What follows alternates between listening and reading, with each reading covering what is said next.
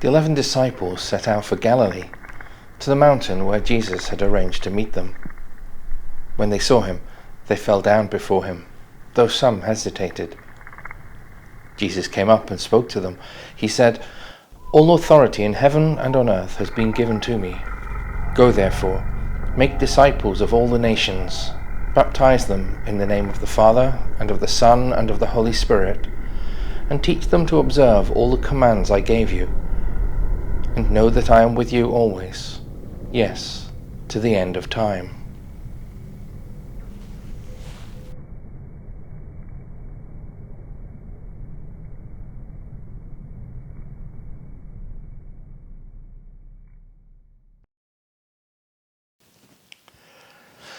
Bees can't fly, you know.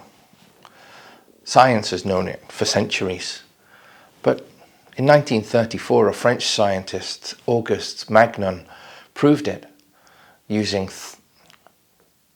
hydrodynamic equations, using their body mass and the surface area of their wings. He calculated and proved that they would just be unable to flap their wings fast enough to get their body off the ground.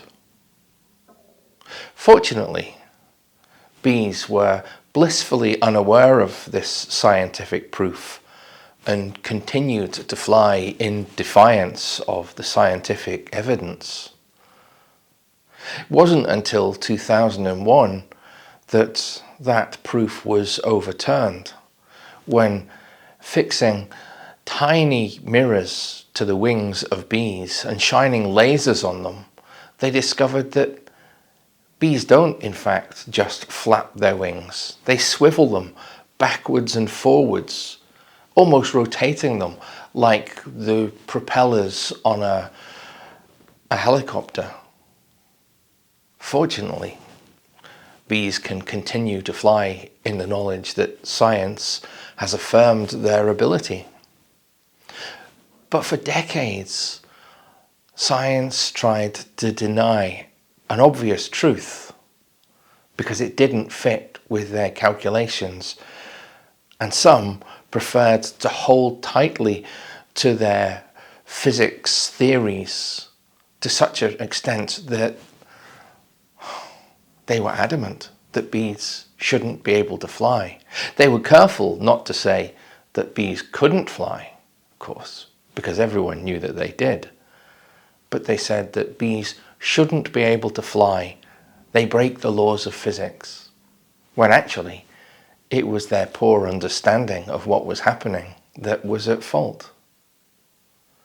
And we can do the same at times.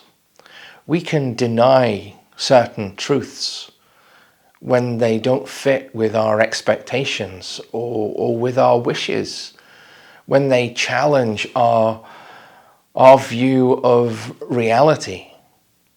Rather than allow our view to be changed, to be challenged, we, not often deny a certain truth, but just ignore it or ignore its significance. Today we celebrate the feast of the Holy Trinity, God revealed as Father, Son, and Holy Spirit. Now, very few of us would deny that. We would accept it at face value. But if we're honest, very few of us really understand it.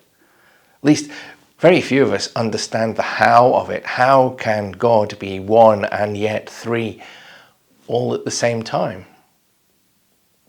We just don't lie awake worrying about it. With the exception of a few theologians, I suppose. I suppose it's a bit like the scientists and the bees. There are those for whom understanding is essential, and they may fret and worry because they can't explain the how of it. But for most of us, we just accept and get on with our lives. And I think that's how it's meant to be with certain truths. That when we don't understand them, or at least don't understand them perfectly, we at least accept them. Throughout the Gospels, Jesus revealed all sorts of truths. Truths that challenge conventional wisdom. Love your enemies. Forgive those who hurt you, who grieve you. Be generous to the stranger.